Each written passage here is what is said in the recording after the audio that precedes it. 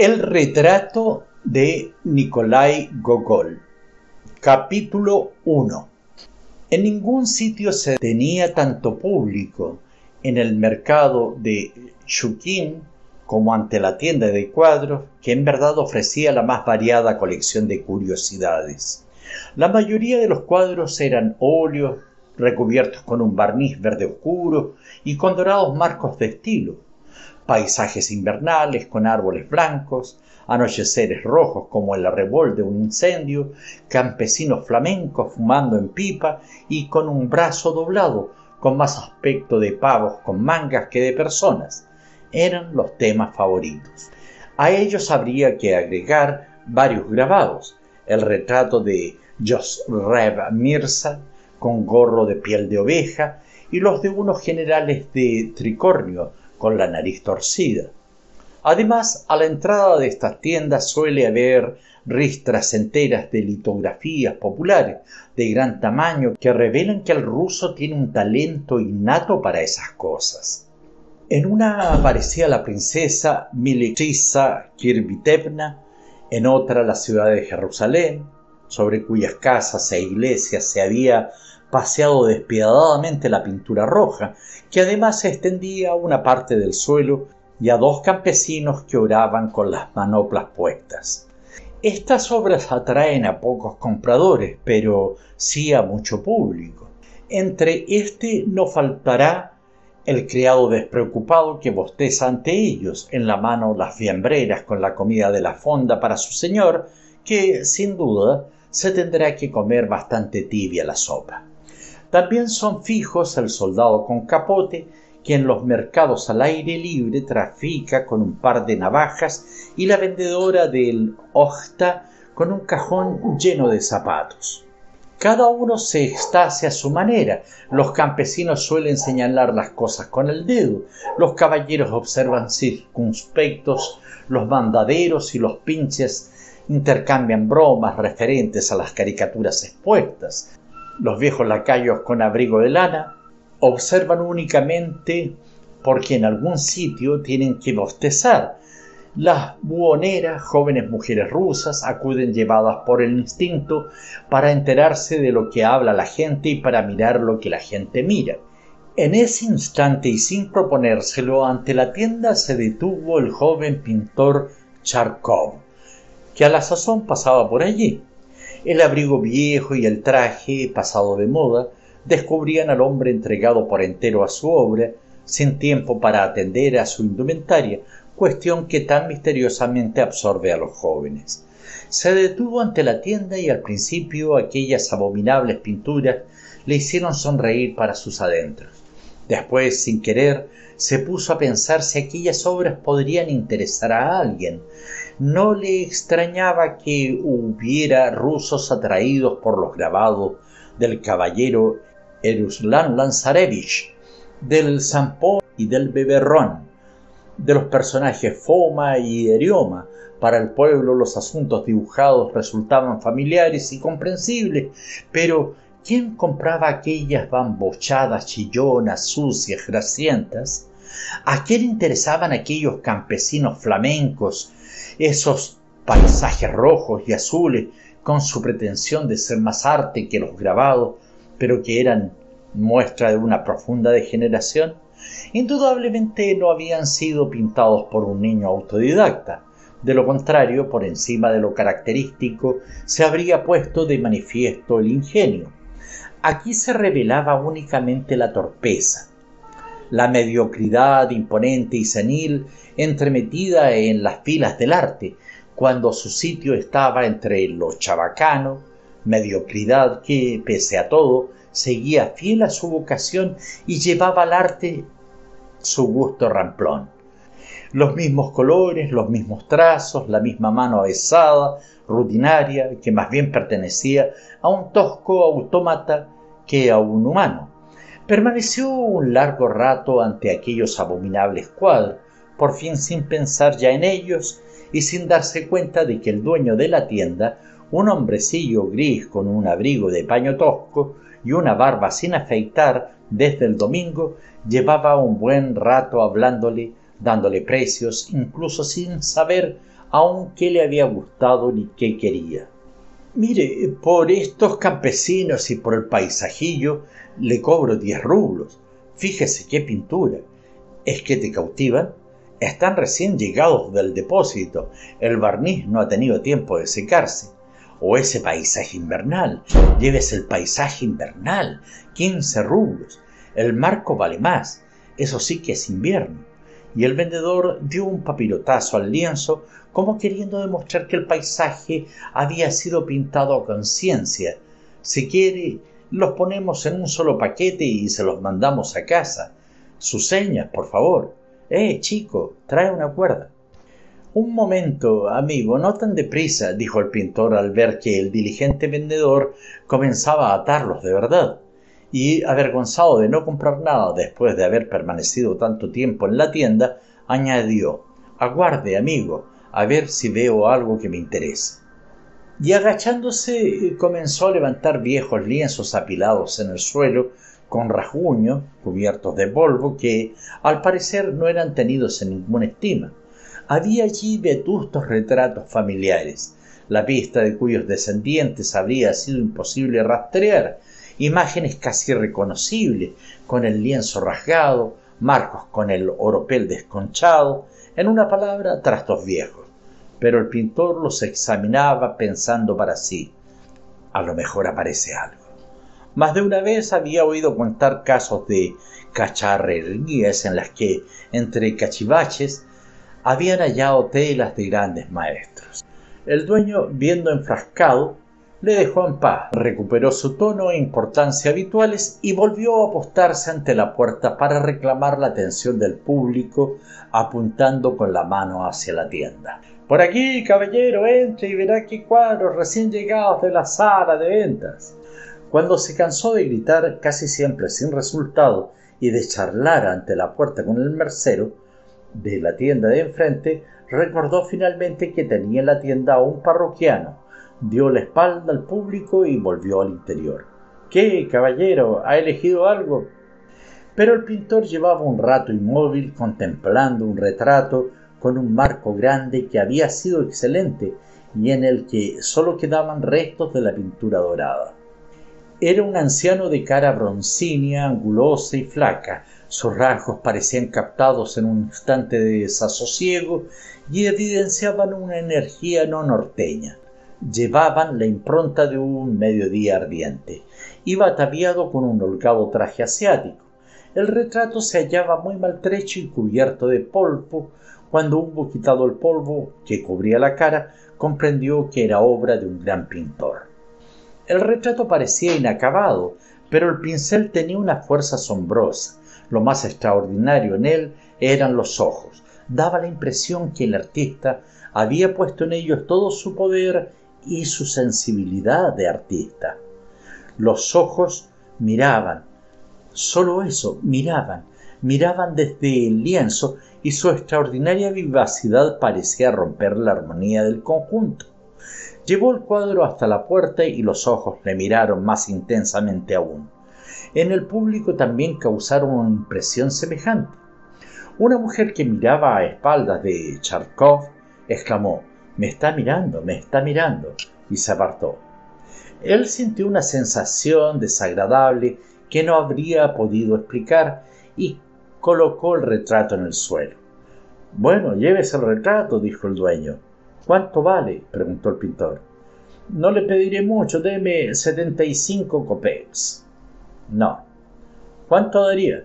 20, dijo el pintor y se dispuso a marchar. «Oiga, eso no es precio. El marco vale más. Pocas ganas tiene de comprar, caballero. Caballero, vuelva y añada siquiera 10 kopecks. No pido más». Está bien. Vengan los 20. Le aseguro que es por estrenarme. Usted es el primer comprador, que si no, e hizo un gesto con la mano, como diciendo, es perder dinero. De esta forma y sin proponérselo, Charkov adquirió aquel viejo retrato. Al mismo tiempo pensaba, ¿qué necesidad tenía de comprarlo? ¿Qué falta me hacía?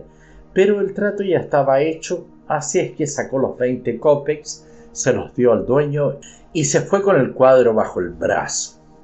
Por el camino recordó que los 20 copecks pagados al mercader eran los últimos. El desánimo se apoderó de sus ideas. En un instante se sintió dominado por el tedio y por una sensación de vacío.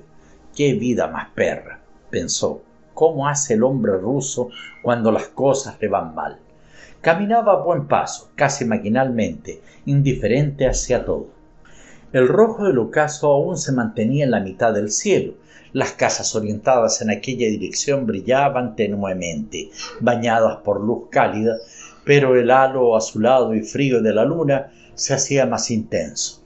Las ligeras sombras, casi transparentes, proyectadas por las casas y por las piernas de los viandantes, se alargaban en el suelo. El pintor fue fijándose más y más en el cielo, iluminado por una delicada luz, diáfana y vaga, y sus labios pronunciaron casi al mismo tiempo estas dos frases: «¡Qué tonos tan delicados!» y «¡Diablos, qué rabia!». Volvió a acomodarse bajo el brazo el retrato que se deslizaba constantemente y apretó el paso. A su casa en la calle 15 de la isla Vasilev llegó cansado y sudoroso. Con no pocos esfuerzos y respirando trabajosamente, subió la escalera rociada de lavazas y ornada con las huellas de gatos y perros. Llamó a la puerta y no tuvo respuesta. El criado no estaba en casa. Se apoyó en la ventana, dispuesto a esperar con paciencia hasta que oyó a sus espaldas los pasos de su criado para todo, un joven que vestía camisa azul que le hacía de modelo, le mezclaba los colores y limpiaba el suelo, que sus botas volvían a manchar inmediatamente. El muchacho se llamaba Nikita y cuando el amo no estaba en casa, se pasaba todo el tiempo fuera. Nikita forcejeó un buen rato para introducir la llave en la cerradura, invisible en la oscuridad. Abiertas por fin la puerta, Charkov entró en el vestíbulo, donde el frío era insoportable, como siempre pasa en las casas de los pintores, aunque ellos por lo demás no lo advierten. No dio el abrigo a Nikita y con el puesto entró en su taller, una habitación cuadrada, grande, pero de techo bajo, con escarchadas ventanas, donde se apilaban toda clase de trabajos artísticos, fragmentados brazos de escayola, marcos con lienzos, bocetos abandonados a medio terminar, cortinas colgando de las sillas. Estaba muy cansado. Se quitó el abrigo, colocó distraídamente el retrato entre dos pequeños lienzos y se dejó caer en un estrecho diván que mal podría llamarse tapizado en cuero, pues la hilera de pequeños clavos de bronce que otrora lo habían sujetado hacía tiempo que andaban por su lado y el cuero por el suyo, de forma que Nikita guardaba debajo de él las medias, las camisas y toda la ropa sucia. Al poco de haberse acomodado, dentro de la comodidad que permitía el exiguo diván, Charkov solicitó una vela. «No hay vela», dijo Nikita. «¿Cómo que no hay?» «Ayer ya no las había», respondió Nikita. El pintor, recordando que, efectivamente, tampoco la víspera había habido velas, se apaciguó y calló. Se desvistió, ayudado por el criado, y se puso su gastadísima bata. «Ah, estuvo el casero», dijo Nikita. «¿Vino a cobrar?» «Ya lo sé», replicó el pintor con un ademán. «Es que no venía solo», agregó Nikita. «¿Pues con quién vino?» «No sé con quién, con un policía». «¿Y el policía qué quería?» «No sé, preguntó por qué no pagaba el alquiler». «No sé, preguntó por qué no pagaba el alquiler». «¿Y a qué lleva todo eso?» «Pues no sé a qué lleva. Dice que si no quiere usted pagar, que deje el piso. Mañana volverán los dos». «Que vengan», dijo Charkov con resignada indiferencia, mientras el pesimismo se apoderaba de su ánimo. El joven Charkov era un pintor de talento, prometía mucho. En ocasiones ponía de relieve sus dotes de hombre observador, imaginativo, con un claro afán de mantenerse próximo a la naturaleza. «Ten cuidado, amigo», más de una vez le había dicho su profesor, «tienes talento y sería un pecado que lo echases a perder. Pero te falta paciencia. Lo que de verdad te atrae, lo que te gusta, te seduce de tal forma que todo lo demás es para ti indigno de una mirada. No te vayas a convertir en un pintor de moda. Tus colores ya se vuelven demasiado llamativos. A tu dibujo le falta precisión y a veces es tan flojo que la línea desaparece. Busca los efectos de luz que están en boga, lo vistoso. Cuídate, porque eso te llevaría a imitar a los ingleses. Ándate con cuidado, que te estás dejando seducir por lo mundano. Alguna vez te veo un elegante pañuelo al cuello, un sombrero de efecto. Es muy tentador ponerse a pintar cuadritos y retratitos por dinero. Pero coarte y malogra el talento. Ten paciencia, medita cada obra que haces, no presumas, deja que otros se forren de dinero. El tuyo no se lo llevará nadie. El profesor tenía en parte razón. Cierto, en ocasiones nuestro pintor se vio tentado por las ganas de divertirse, de presumir, en una palabra, de alardear de su juventud olvidándose de todo. Se ponía a pintar y cuando lo dejaba tenía la sensación de un hermoso sueño interrumpido. Su gusto evolucionaba claramente. No alcanzaba aún la profundidad de Rafael, pero ya le fascinaba la rápida y amplia pincelada de Guido. Ya se detenía ante los retratos de Tiziano, ya admiraba a los flamencos. Aún no había logrado ver más allá de la pátina oscura que vela los viejos lienzos, pero ya iba descubriendo en ellos algunas cosas, aunque en su fuero interno no compartiera la opinión del profesor de que los viejos maestros eran inalcanzables.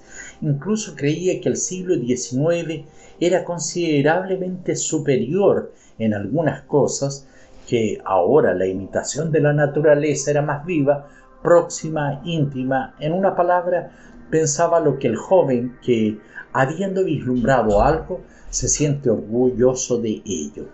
A veces sufría viendo cómo un pintor itinerante, francés o alemán, que a menudo ni siquiera tenía vocación de pintor, producía nada más que con destreza, con un pincel ágil y colores subidos, un revuelo general, y en un santiamén se hacía con un capital. Esas ideas le asaltaban a Charkov, no cuando se pasaba la jornada entera entregado a su trabajo, olvidándose de beber y de comer y del mundo entero, sino cuando se veía acosado por la pobreza, sin dinero para comprar pinceles ni colores, y cuando el dueño le fastidiaba 10 veces al día para exigirle el alquiler.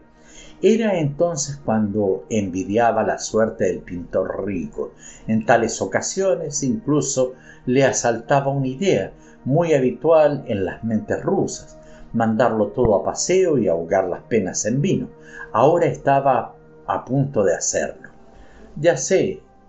Aguanta, aguanta, exclamó con enfado. Pero el aguante también tiene sus límites. Aguanta. ¿Y con qué dinero voy a comer mañana? Nadie me fía nada, y si pusiera en venta todos mis cuadros y dibujos, seguro que no sacaba ni 20 copes. Es cierto, pintándolos he aprendido. Cada cuadro me enseñó algo, pero ¿de qué me ha servido? Bocetos y ensayos y más bocetos y ensayos a los que no se ve el final. ¿Cómo me van a comprar si mi nombre no es famoso? Además, ¿a quién puede interesar en modelos antiguos hechos en las clases de dibujo, o mi inacabado amor de psique, o la perspectiva de mi habitación, o el retrato de mi Nikita, aunque sean mejores que los retratos de muchos de los pintores que están en el candelero? ¿Hasta cuándo? ¿Para qué sufro y sigo como un párvulo sin pasar del abecedario, cuando podría demostrar que no soy peor que otros y tener el dinero que ellos tienen? Apenas hubo pronunciado esas palabras, el pintor se estremeció de pronto y quedó lívido. Desde el lienzo, pero como por detrás de su superficie, le observaba un rostro convulsamente desfigurado.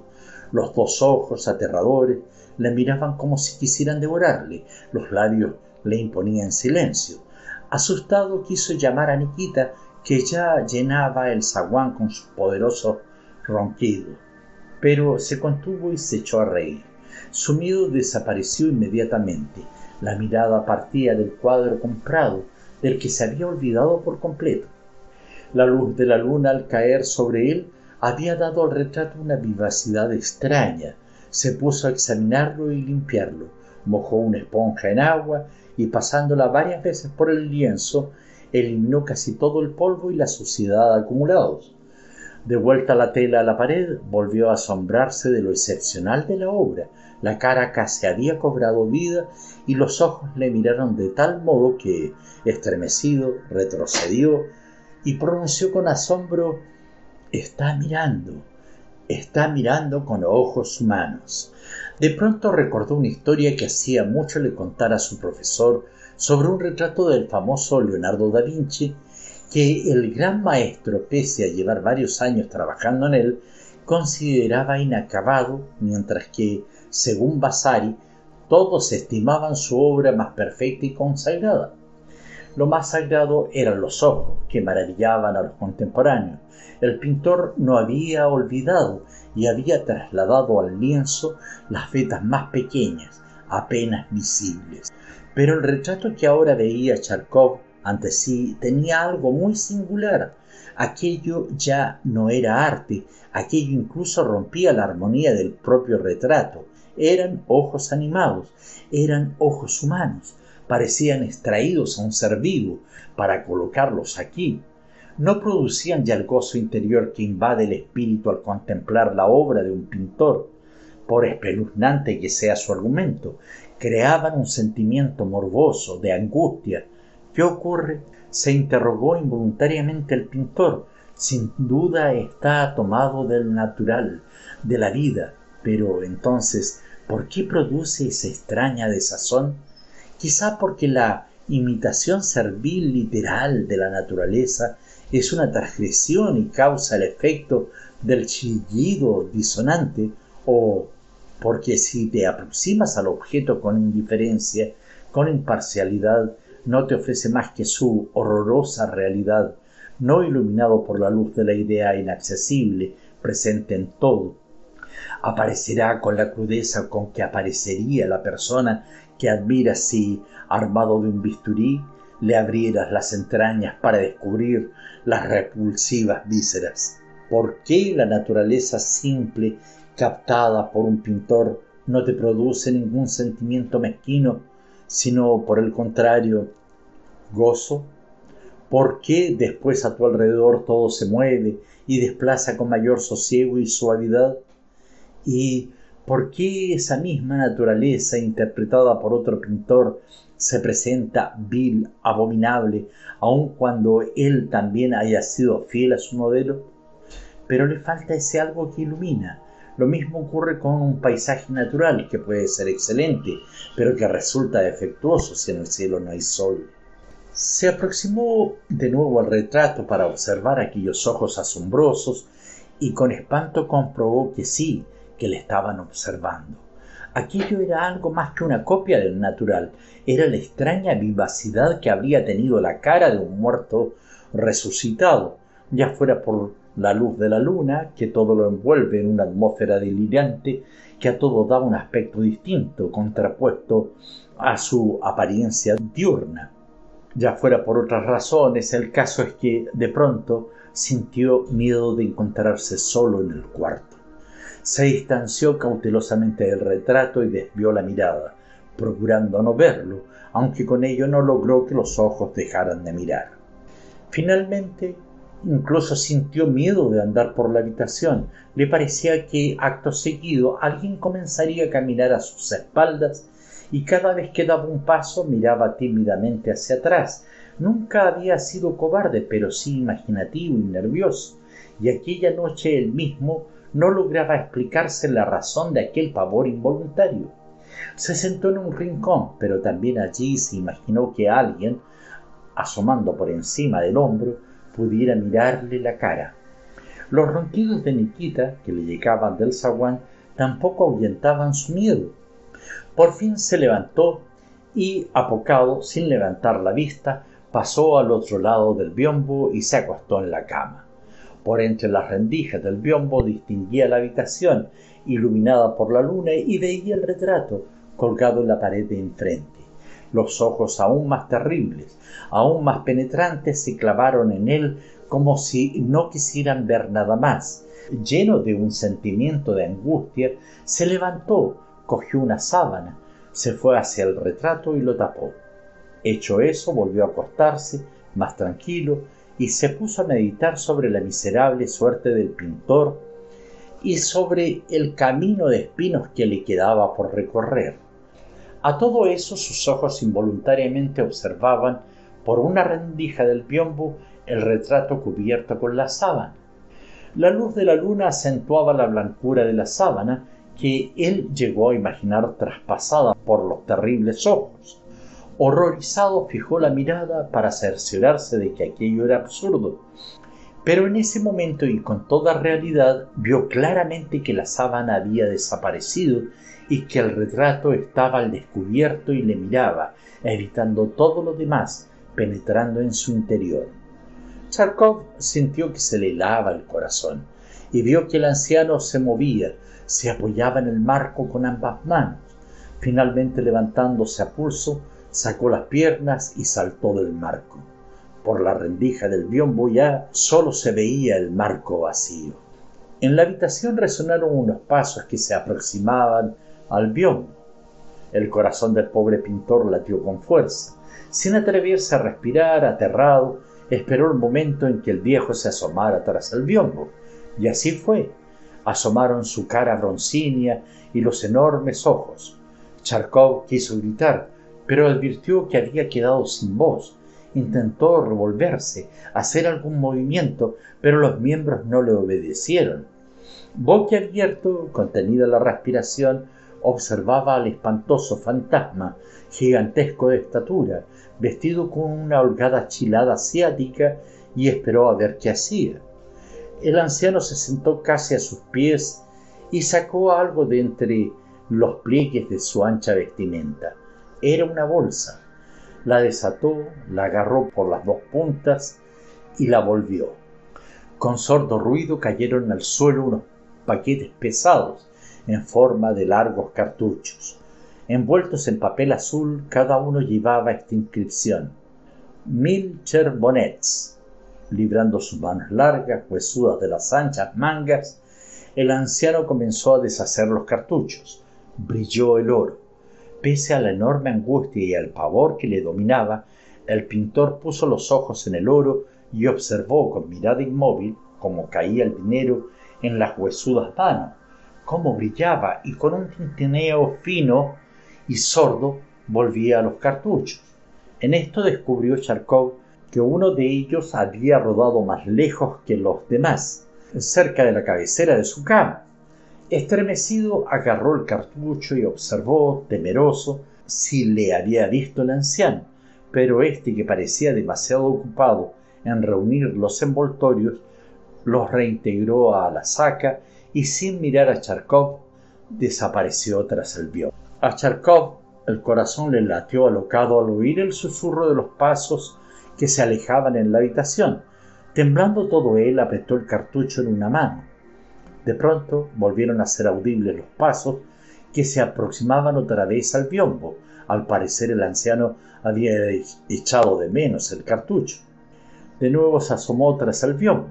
Desesperado, Charkov aferró con todas sus fuerzas el cartucho, hizo un esfuerzo por moverse, gritó y se despertó. Un sudor frío le bañaba todo el cuerpo. El corazón le palpitaba con todo el ímpetu de que era capaz. Tenía el pecho oprimido, como si de él hubieran extraído el último aliento. ¿Es posible que haya sido un sueño?, dijo según se llevaba las manos a la cabeza. Pero el terrible verismo de la escena no parecía propio de un sueño. Ya despierto, había visto cómo retornaba el anciano a su marco e incluso el aleteo de los bajos de su holgada chilada, y su mano conservaba aún la clara sensación de haber soportado, a un instante, un peso. La luz de la luna alumbraba el cuarto, rescatando de los rincones aquí un lienzo, allí un brazo de escayola, más allá un cortinaje abandonado sobre una silla, y en tal otra parte unos pantalones y unas botas sin limpiar. Solo entonces se percató de que no estaba acostado en la cama, sino de pie, ante el retrato. No lograba comprender cómo había llegado hasta allí, mas aún le asombró que el retrato estuviera descubierto sin la sábana que él le había puesto. Paralizado por el miedo, observó el lienzo y vio cómo se clavaban en él aquellos ojos humanos, vivos. Un sudor frío le cubrió la cara. Quiso alejarse, pero los pies se le habían quedado pegados al suelo. Y vio, pero no en sueño, que los rasgos del anciano se movían y sus labios avanzaban hacia él, como si pretendieran succionarlo. Se apartó con un grito de desesperación y despertó. ¿Es posible que también este haya sido un sueño? Con el corazón a punto de estallar, tanteó con las manos a su alrededor. Estaba tumbado en la cama, en la misma postura en que se había dormido. Ante él tenía el biombo. La luz de la luna llenaba la habitación. Por una rendija del biombo se veía el retrato tapado con la sábana, igual que él lo había dejado, de manera que aquello había sido otra quimera. Pero la mano, crispada aún, guardaba la sensación de haber sujetado algo. Los latidos de su corazón eran, de puros fuertes, casi insoportables. Escudriñó a través de la rendija y miró con detenimiento la sábana. Vio claramente que aquella se arrugaba, como si por debajo de ella una mano se estremeciera, empeñada en arrancarla. «Dios mío, ¿qué ocurre?», gritó conforme se santiguaba desesperadamente y despertó. También esta vez había estado soñando. Saltó de la cama, casi loco, con los sentidos alterados, incapaz ya de comprender qué estaba ocurriendo, si aquello era una pesadilla o un fantasma, el delirio de una fiebre o una visión real. Intentando vencer la confusión de espíritu y de apaciguar la sangre alterada, que con pulsaciones tensas golpeaban las venas, se acercó a la ventana y abrió el postigo. Una bocanada de viento frío le reanimó. La claridad lunar aún se reflejaba en los tejados y en las paredes blancas de las casas, aunque las pequeñas nubes que cruzaban el cielo se hacían más abundantes.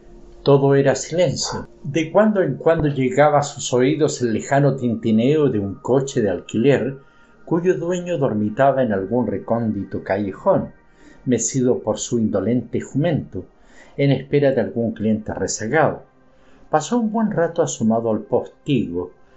En el cielo se insinuaba la aurora. Finalmente, sintiendo modorra, cerró la ventana, se retiró y tendiéndose en la cama, y pronto cayó, como un muerto, en el sueño más profundo. Se despertó muy tarde y con la desagradable sensación del que ha dormido en un ambiente violado. Le dolía la cabeza. La habitación estaba a oscuras, una humedad desapacible flotaba en el aire y penetraba por las rendijas de las ventanas obstruidas con cuadros y lienzos preparados. Mohino, malhumorado como un gallo mojado, se sentó en el desvencijado diván sin saber qué emprender y por fin recordó su sueño. A medida que iba haciendo memoria, el sueño adquiría en su imaginación mayores visos de realidad angustiosa, hasta el punto de que llegara a sospechar que tal vez no había sido un sueño ni una simple pesadilla, sino otra cosa, una visión. Arrancó la sábana al cuadro y a la luz del día se puso a observar el extraño retrato. Los ojos llamaban de verdad la atención por su extraordinaria vivacidad, pero no hallaba en ellos nada aterrador, aunque sí producían un desasosiego inexplicable. Ello, no obstante, seguía sin convencerse de que aquello hubiera sido enteramente un sueño. Tenía la impresión de que en el sueño se había intercalado un terrible trozo de realidad. Incluso en la propia mirada y en la expresión del anciano, algo parecía insinuar que había bajado al cuarto la noche anterior. La mano de Charkov sentía aún la sensación de haber sostenido un peso que le acabaran de arrebatar hacía solo un instante. Era como si hubiese tenido el cartucho atenazado en la mano aún después de despertar. «Dios mío, si fuera mía siquiera una parte de aquel dinero», dijo y suspiró acongojado. Y en la imaginación vio cómo salían de la saca todos los cartuchos que llevaban el fascinante letrero de 1000 cherbonets. Los cilindros se desenrollaban, el oro brillaba y volvía a quedar envuelto en el papel. Chekhov permaneció inmóvil con la mirada perdida en el vacío, incapaz de desentenderse de aquel objeto, igual que el niño cuya boca se hace agua viendo cómo los demás comen el postre. Por fin, un golpe en la puerta le hizo volver en sí con desagrado. Entró el casero con el comisario de policía del barrio, cuya aparición es para el pobre más desagradable que para un rico la aparición de un solicitante.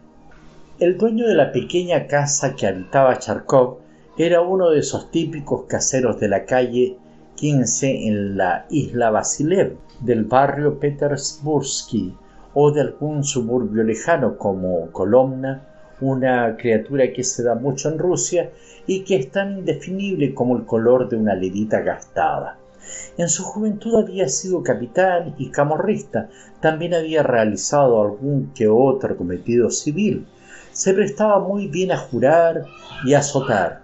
Era despabilado, presuntuoso y tonto, pero a la vejez hizo de cada una de esas particularidades concretas un impreciso amasijo. Era viudo, estaba retirado, ya no presumía, no se vanagloriaba, no armaba gresca, no le gustaba más que tomar el té y mientras lo tomaba decir estupideces o pasear por la habitación despabilando la vela. Puntualmente, al vencer el mes, visitaba a sus inquilinos para cobrar el alquiler. Salía a la calle, llave en mano, para observar el tejado de su casa. Sacaba varias veces al día al portero de su cuchitril, donde el hombre se refugiaba para dormir. En resumen, era un jubilado que, después de una vida de juergas y tumbos por todos los caminos, conserva únicamente los hábitos más triviales. «Ahí le tiene, Baruch Kuzmich», dijo el dueño al policía, extendiendo los brazos. «Ahí le tiene, que no hay forma de que pague el alquiler». «¿Qué puedo hacer si no tengo dinero?» «Espérese, ya se lo pagaré». «Yo, señor mío, no puedo esperar», dijo enfadado el dueño, acompañándose con un ademán, llave en la mano. «Sepa usted que el teniente coronel Potogonkin lleva viviendo 7 años en mi casa. Ana Petrovna Buchmisterova me alquila un cobertizo y una cuadra con 2 establos y tiene 3 criados. Ya ve qué clase de inquilinos tengo. Yo, permítame que se lo diga, no admito que me demoren el alquiler. Haga el favor de pagar ahora mismo y deje el piso». «Mire, si lo tienen acordado así, haga el favor de pagar», dijo el policía en tanto agitaba ligeramente la cabeza y hundía un dedo en el peto de la guerrera. «La cosa es que no puedo pagar, en este instante no tengo un kopek». «En tal caso haga el favor de satisfacer a Iván Ivanovich con artículos de su fabricación», dijo el policía. «Quizá acceda a cobrarle en cuadro». «Ah, eso no, señor, de cuadros ni hablar. Hombre, si fueran pinturas de contenido noble para colgar en la pared, como un general con estrella, o el retrato del príncipe Kutuzov, un suponer, pero vea usted lo que pinta, un paleto o un paleto en camisa, es el mozo que le prepara las pinturas, y que de tal cerdo encima hagan retratos. A ese le voy a partir la cara, el muy granuja me ha sacado todos los clavos de los pestillos. Fíjese usted qué cosas dibuja, la habitación. Hombre, si pintara la habitación arreglada, limpia, pero es que te la pinta con toda la basura. Fíjese qué sucia me ha dejado la habitación. Usted mismo puede verlo. Oiga, que en mi casa hay inquilinos que llevan viviendo 7 años, coronel. Ana Petrovna Buchmisterova, mire lo que le digo. No hay peor inquilino que un pintor. Los pintores viven como los cerdos. Dios nos asista». El pobre Charkov no tenía más remedio que escuchar todo eso con resignación. Entretanto, el comisario del barrio se había puesto a mirar los cuadros y bocetos y allí mismo tuvo ocasión de demostrar que tenía un corazón más sensible que el del casero y que no era indiferente al arte. «Vaya», dijo según ponía el dedo en uno de los lienzos que representaba a una mujer desnuda, «este tema pues tiene su picardía. Diga, ¿por qué a este le puso un color tan negro debajo de la nariz? ¿Qué pasa? ¿Qué aspira, rapé?» «Es la sombra», respondió Charkov con voz severa y sin mirarle. Mejor si se la pone en otra parte, debajo de la nariz. Es un sitio que se ve mucho, comentó el policía. ¿Y este retrato de quién es? Continuó conforme se acercaba al del anciano. Demasiado terrorífico. ¿Era así en la realidad? Ah, es que parece que le esté mirando a uno. Menudo está enfermo. ¿A quién se lo pintó? Es de un... dijo Charkov. Pero no acabó la frase porque se oyó un crujido. Al parecer, el policía, que era un manazas, había apretado demasiado fuerte el marco del retrato. Las tablas laterales se rompieron y una cayó al suelo y junto con ella, con un golpe seco, cayó un cartucho de papel azul. Charkov tuvo tiempo de ver la inscripción: 1000 cherbonets. Se lanzó como un loco a recoger el cartucho, lo levantó y lo apretó en la crispada mano, que cedió al peso. Parece que ha sonado dinero, observó el policía, que había oído el ruido, pero debido a la rapidez con que se lanzó Charkov a recoger el cartucho, no pudo precisar la causa. No es asunto suyo lo que yo tenga. Asunto mío es que tiene usted que pagar al dueño el alquiler y que teniendo dinero no quiere hacerlo. Eso mismo. Bien, le pagaré hoy. Entonces, ¿por qué no lo hizo antes y causa molestias al dueño y a la policía? Porque no quería tocar ese dinero. Le pagaré esta misma tarde y dejaré la casa mañana sin falta, pues no deseo relaciones con este casero. Bueno, Iván Ivanovich, ya ve usted que le va a pagar, dijo el policía al dueño, y si resulta que esta tarde no satisface usted su deuda como es debido, entonces aténgase a las consecuencias, señor pintor. Dicho esto, se caló su tricornio y salió al zaguán, seguido del dueño, que iba con la cabeza baja y como meditabundo. Gracias a Dios que el diablo se los ha llevado, exclamó Charkov cuando oyó el golpe que daba la puerta al cerrarse.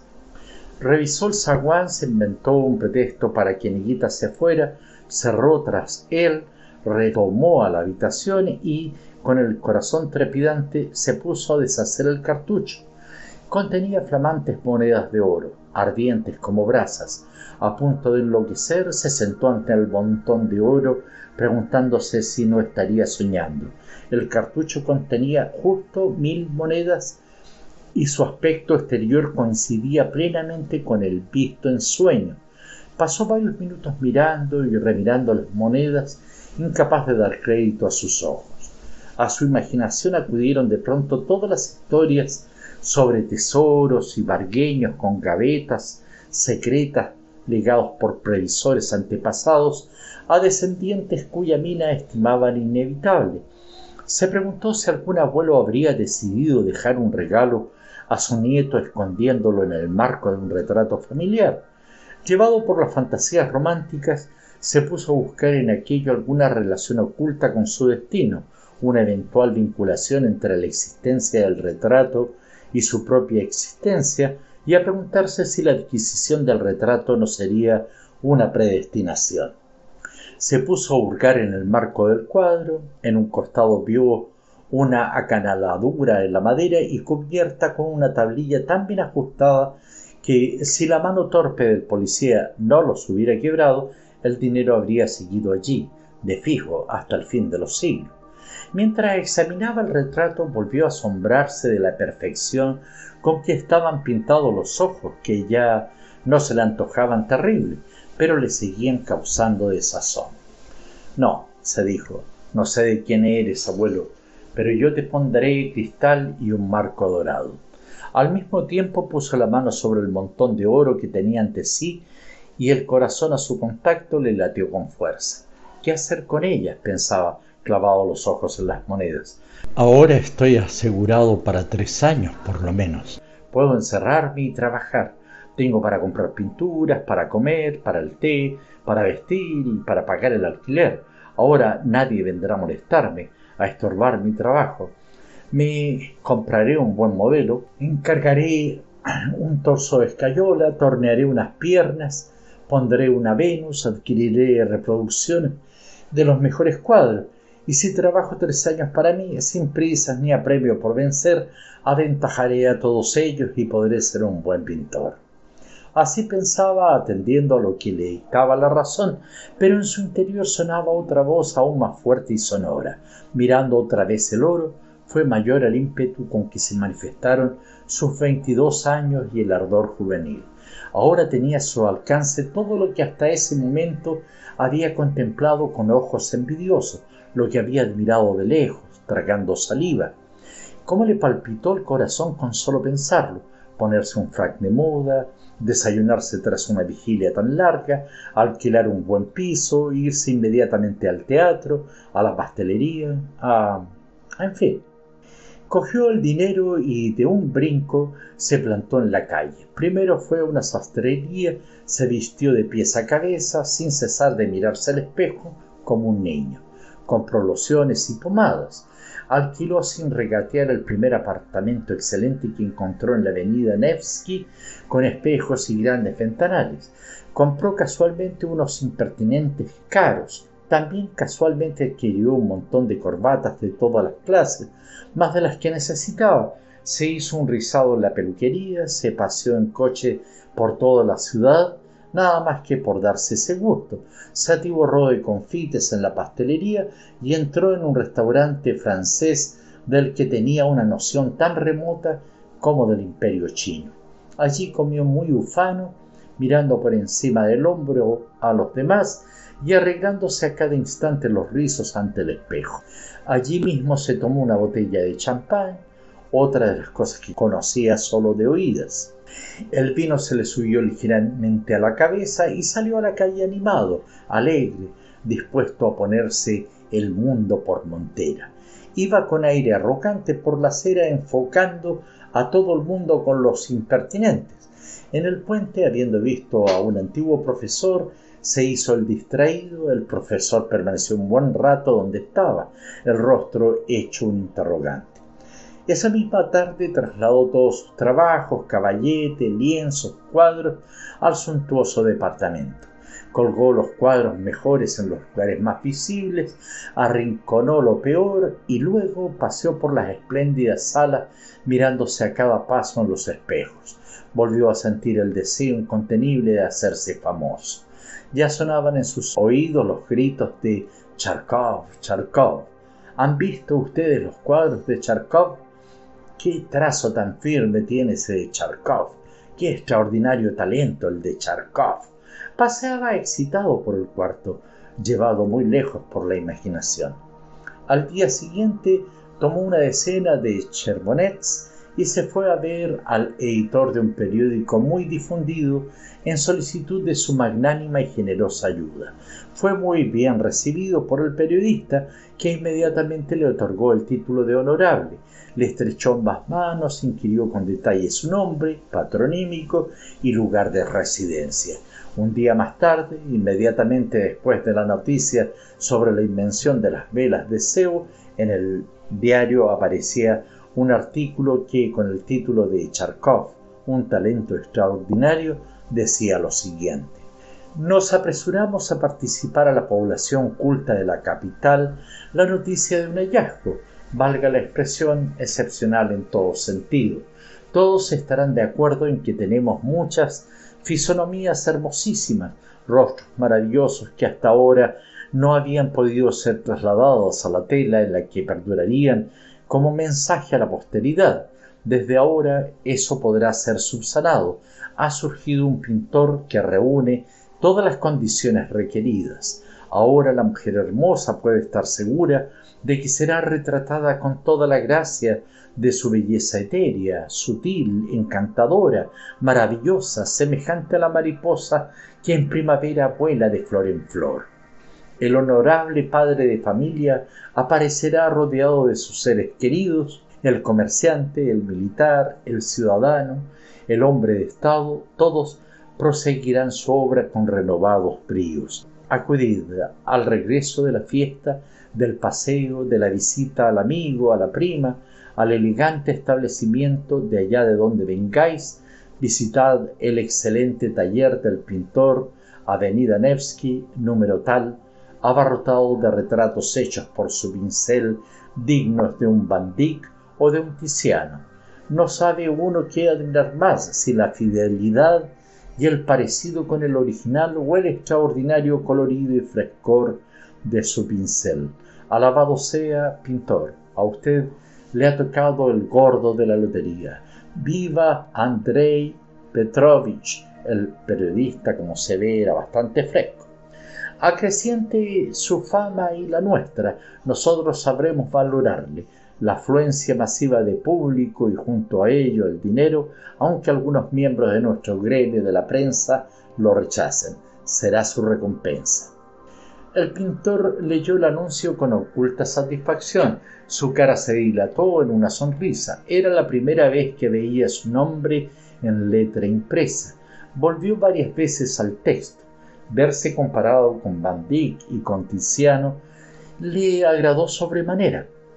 La frase «Viva Andrei Petrovich» también le gustó muchísimo. Que en letras de molde pusieran su nombre y patronímico era un honor que hasta entonces no le habían dispensado.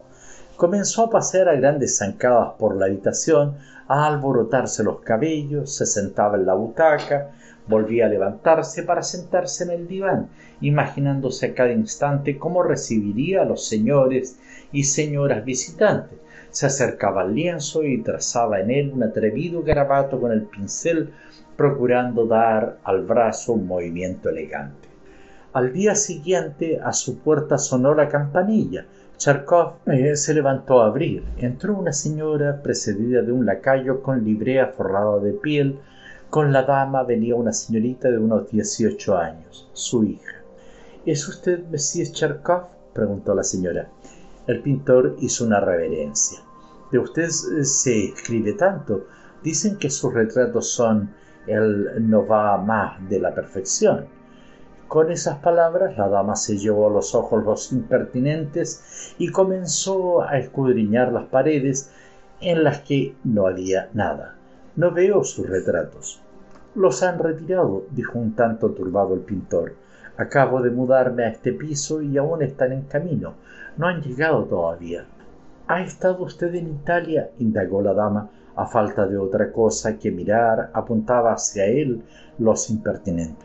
No he estado allí, pero quisiera, aunque por ahora lo he aplazado. Aquí tiene una butaca, estará usted cansado.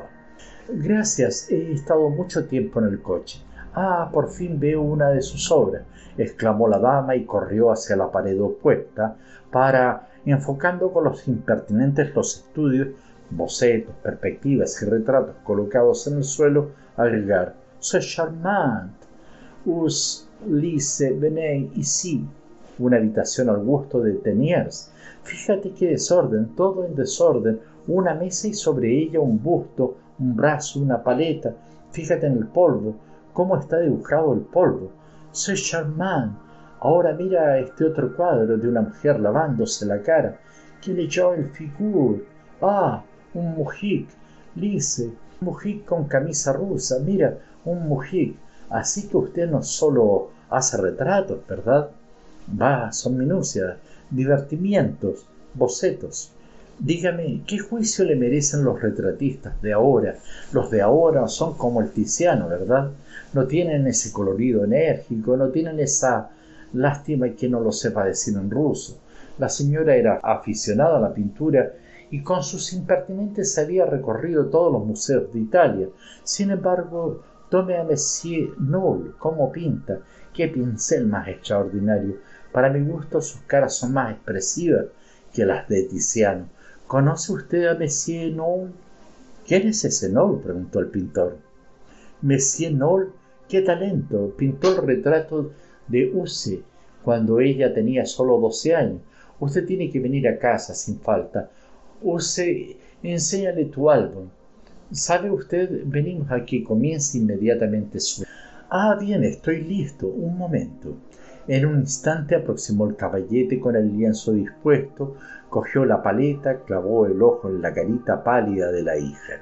De haber conocido la naturaleza humana en un instante, habría leído en la cara de ella el despertar de una pasión pueril por los bailes, el comienzo del fastidio y de las quejas por la lentitud con que pasan las horas antes y después de la comida, el afán de lucir el vestido nuevo, las huellas deprimentes que deja el practicar sin pasión las distintas artes e instancias de una madre preocupada por elevar el espíritu y los sentimientos de su hija. Pero Charkov solo veía el rostro cuya transparencia, casi de porcelana, tentaba su pincel, la suave languidez que la hacía más atractiva, el esbelto cuello y la aristocrática gracia de su talle.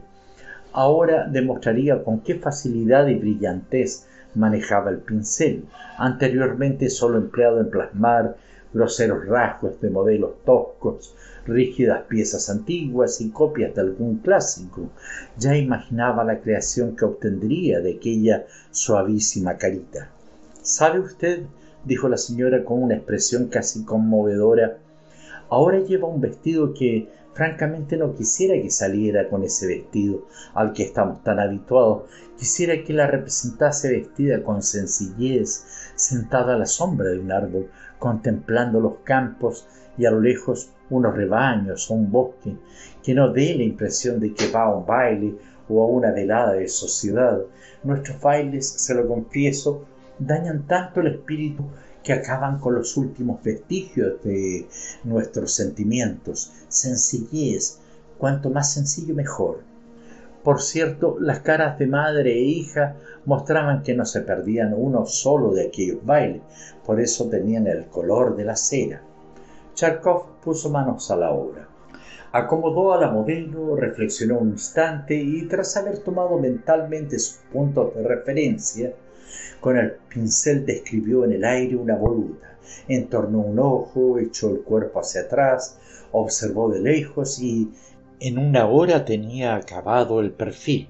Contento del resultado, se puso a pintar, absorbido por el trabajo. Se olvidó de todo, incluso de que se hallaba en presencia de damas aristocráticas, y en ocasiones puso de manifiesto sus modales de pintor, emitiendo distintos sonidos, canturreando como suelen hacer los artistas enfrascados en el trabajo. Sin ningún miramiento hacía un ademán con el pincel cuando quería que levantara la cabeza la modelo, que finalmente comenzó a moverse, a mostrar fatiga. Basta por ser la primera vez, es suficiente, dijo la señora.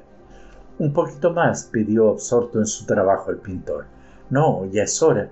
Lise, son las 3, dijo la madre. Sacó entonces un diminuto reloj que llevaba colgado del cinturón con una cadena de oro y gritó: «¿Qué tarde es?». «Un momento nada más», insistió Charkov con la voz sincera y suplicante del niño. Pero al parecer la señora no estaba dispuesta a satisfacer ese día sus exigencias artísticas, si bien prometió que en la vez siguiente se quedaría más tiempo. «Qué lástima», pensó Charkov para sí, ahora que la mano iba adquiriendo soltura, y recordó que cuando trabajaba en su taller de la isla Vasilev no le interrumpía a nadie. Nikita podía permanecer en la misma postura cuanto tiempo quisiera, y al pintarle a voluntad, incluso se dormía en la postura que le mandara adoptar. Disgustado, Charkov dejó pincel y paleta sobre la silla y consideró con aire vago el libro. Los elogios que le dedicó la dama le sacaron de su ensimismamiento. Apresuróse a acompañar a sus visitantes hasta la puerta. Ya en la escalera le invitaron a comer la semana próxima en su casa. Regresó risueño a la habitación. La aristocrática dama le había seducido por completo. Hasta ese momento aquellos seres habían sido inaccesibles para él, como nacidos únicamente para pasar en una suntuosa carroza con lacayos de librea y un elegante cochero, lanzando alguna mirada indiferente al desdichado peatón que camina envuelto en su raída capa. Y he aquí que uno de aquellos seres entraba en su estudio, le encargaba un retrato, le invitaban a comer. Exultante de satisfacción, decidió regalarse con una opípera comida, un espectáculo nocturno y un paseo en coche por la ciudad sin rumbo fijo. En todos aquellos días ni siquiera fue capaz de pensar en el trabajo cotidiano. No hizo otra cosa que esperar el instante en que sonara el timbre. Por fin la aristócrata se presentó con su pálida hija. Las acomodó, acercó el caballete y comenzó a pintar, pero ahora con pretensiones y modales mundanos. El día de sol y la buena luz le ayudaron mucho. En su distinguida modelo logró captar numerosos detalles que, trasladados a la tela, podían dar gran relevancia al retrato. Vio que se asimilaba la naturaleza con la perfección con que ahora se revelaba el original, podría conseguir algo fuera de lo común. El corazón le palpitó con fuerza cuando se dio cuenta de que lograría expresar lo que otros habían pasado por alto. Absorbido por el trabajo, se sumergió por entero en la pintura, olvidando de nuevo la procedencia aristocrática de su modelo. Contenida en la respiración, veía aparecer los ligeros trazos y la figura casi transparente de aquella criatura de 17 años. Captaba todos los matices de la retratada, el tenue color amarillento, las apenas insinuadas ojeras, cuando ya se disponía a plasmar un pequeño grano que la joven tenía en la frente, oyó sobre sí la voz de la madre. ¿Eso para qué? Eso está de más, dijo la señora. Por otra parte, mire, en algunos sitios el color resulta un poco amarillento y también hay como unas manchas oscuras. El pintor intentó explicarle que aquellas manchas y aquel tono amarillo armonizaban muy bien y eran lo que daba a la cara aquel aspecto atractivo, ligero, pero se le objetó que aquello no daba ninguna ligereza y que no armonizaba en absoluto, que eran todo imaginaciones suyas. Pero permítame poner aquí, solo en este sitio, un toque de amarillo, solicitó ingenuo el pintor. No se lo permitieron. Se le hizo saber que ese día Lise estaba un poco indispuesta, que su cutis, lejos de ser amarillo, llamaba la atención por la frescura de su color. Afligido comenzó a borrar lo que el pincel le había obligado a plasmar